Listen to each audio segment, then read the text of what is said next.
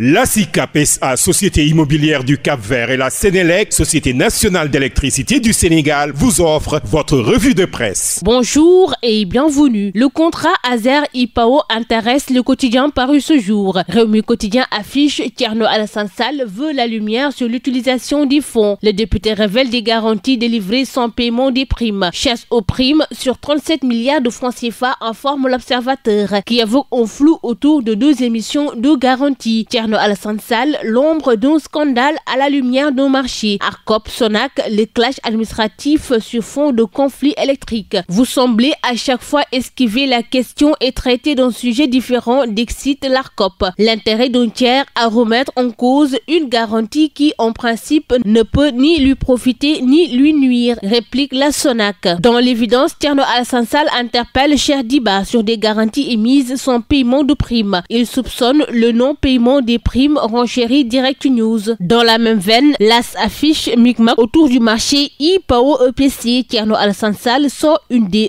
au ministre. Dossier sous haute tension selon le quotidien, qui parle d'une rencontre prochaine entre les responsables de la Banque Santander et ceux de IPAO. Au même moment, la NSIA Bank tape dans les comptes de la Société nationale d'électricité, informe Libération, qui titre à cet effet Sénélec Cosuel, une garantie scandaleuse de plus de 2,206 milliards de francs CFA puisés des comptes de la Sénélec par la NSIA Bank après le non-respect des engagements du Comité sénégalais pour la sécurité des usagers de l'électricité. Sénélec avait acté auprès de la banque une garantie pour le Cosuel en septembre 2020. D'autres journaux comme Les Échos, Yorbi, Vox Populi s'intéressent aux restrictions migratoires aux États-Unis. Trump menace de fermer les portes de l'Amérique aux Sénégalais. 36 États, dont 25 Africains, sont dans le collimateur. Des conséquences éventuelles terribles pour des milliers de compatriotes et de familles. Yassine Fall alerte et met en garde les Sénégalais en situation irrégulière aux États-Unis. Source A et Les Échos ont parlé de l'indice des chiffres d'affaires dans la construction et évoquent une baisse de 19,6% du chiffre d'affaires, un recul de 38% du chiffre d'affaires dans le sous-secteur du génie civil, une baisse de 11% dans le sous-secteur de la construction de bâtiments, et évoquent les obligations en dollars du Sénégal en chute libre. Les affrontements et bravades entre puissances autour de la guerre Israël-Iran sont largement commentés par les journaux parus ce lundi. L'AS parle des signes d'une troisième guerre mondiale. Pour enquête, il y a péril sur l'ordre mondial. L'Occident tente de légitimer l'agression perpétrée par Israël contre l'Iran. Dr Serigne Bamba Gaye estime qu'il y a une violation manifeste du droit international par Israël. Les Nations Unies ne sont plus garanties de l'ordre international. Le PIT dénonce la complicité active des États-Unis et de ses alliés occidentaux. Au moins 224 morts en Iran, 13 personnes tuées en Israël, informe Vox Populi, qui souligne que le conflit s'intensifie et évoque de nouveaux échanges de frappes et de nouvelles menaces réciproques.